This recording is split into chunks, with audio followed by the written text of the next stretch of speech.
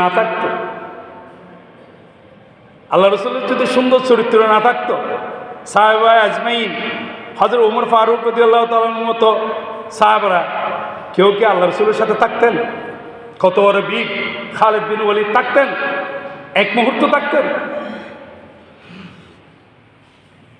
এই জন্য ইন্নাকা লাআলা খুলুকিন আযীম, আপনাকে দেয়া হয়েছে সর্বোচ্চ চরিত্র। কাকে দিয়েছে? আমাদের বিশ্বনবী হযরত মুহাম্মদ রাসূলুল্লাহ সাল্লাল্লাহু আলাইহি ওয়াসাল্লাম। তার নাম আহমদ, বড় বিশ্বস্ত।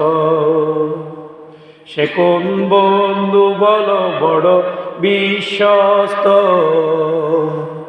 তার নাম আহমদ, বড় বিশ্বস্ত। সাহাবীদের কত বিশ্বস্ত ছিল, কত মনের কথা, প্রাণের কথা নবী সাল্লাল্লাহু আলাইহি সাল্লামকে খুলে বলতেন, ইয়া রাসূলুল্লাহ আমার এই সমস্যা, ইয়া রাসূলুল্লাহ আমার ওই সমস্যা। আল্লাহ রাসূলকে তো মন খুলে বলতেন।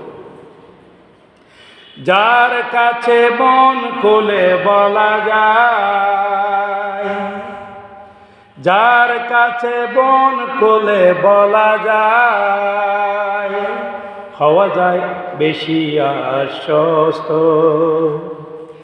তার নাম আহমদ, বড় বিশ্বস্ত। সে কোন বন্ধু বলো, বেশি বিশ্বস্ত। তার নাম আহমদ, বড় বিশ্বস্ত। সুবহানাল্লাহ।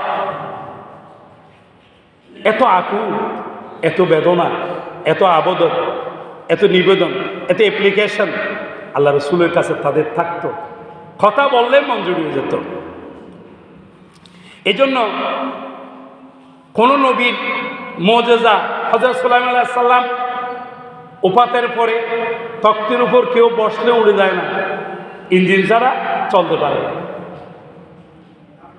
কোনো ব্যক্তি কাউকে